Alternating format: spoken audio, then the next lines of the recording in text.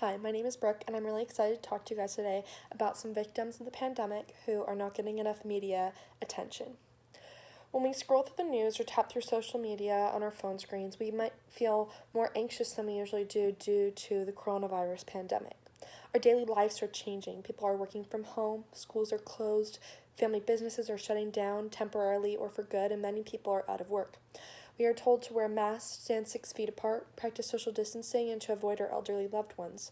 We are told to do this all for our physical health, which is awesome. I believe that we should be doing everything we can to stop the spread. However, there's people who are also being physically and emotionally harmed that aren't addressed in the media, whose numbers may be higher than those who are actually suffering from COVID-19. While some are fearing getting sick, some are fearing being at home. Since stay-at-home and quarantine orders have been put into place, there has been a surge in domestic violence reports across the globe. And these are only the people who are choosing to seek out this help, and there might be other victims who are unnoticed. Today, I will tell you about the hidden victims of COVID-19, those who are not being noticed on news channel and social media, and what's contributing to the surge other than just the stay-at-home orders. On Sunday, Secretary General Antonio Guterres from the United Nations tweeted, "I urge all governments to put women's safety first as they respond to this pandemic." He tweeted this in response to the rising numbers of domestic violence calls since the pandemic globally in many countries such as the United States, Spain, Germany, UK, and many more.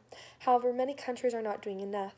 For example, according to the New York Times, Britain has only put together a list of hotlines domestic violence victims can call. And according to the World Health Organization, 1 out of 3 women in the world experience physical or sexual violence in their life, making it the most widespread but among the least reported human rights abuses. Are these numbers going to go up from being home? Due to being at home, this number could go up since it will only be more difficult for these people to escape their abuser. And another situation, if somebody's trying to escape their abuser and go to a family member or friend for help, they're less likely to. If they're going to their parents are elderly, they're not going to want to expose them to the virus, or maybe friends who are immune compromised, or they just haven't been social distancing enough, or they feel uncomfortable doing so due to the pandemic. Also, victims will find it harder to get cars or houses or apartments, or maybe have a more difficult time getting the things they need due to things being closed down.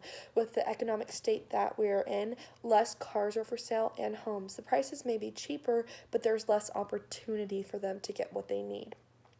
In many areas, health centers are also closed, and they're not being able to get the medical, physical, and emotional help that they need. And when the help centers and the therapists are closed, they have nobody to turn to confide in. In addition, it is expected that social service funding will be cut dramatically due to a recession. Since we know that coronavirus affects its victims, let's look at the ways that it's also impacting the abuser.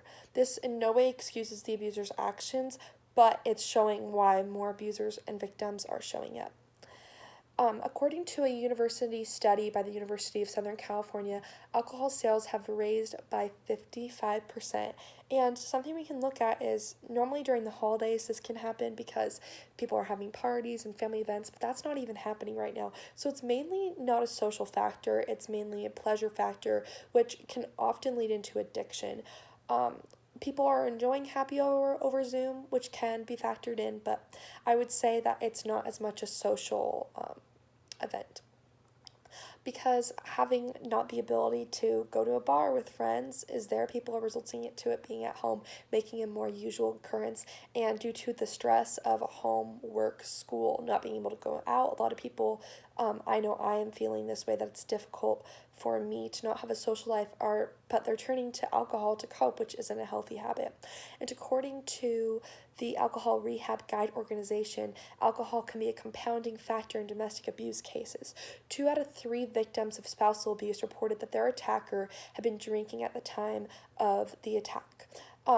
Maybe one way we can help decrease this is to encourage our friends to do other things, or maybe those we know who are drinking, to not form this habit, because it can make you a different person than you initially might act when you're sober. Although COVID-19 is very serious and the problem needs to be handled and its victims addressed, we need to acknowledge more than just the people who are infected.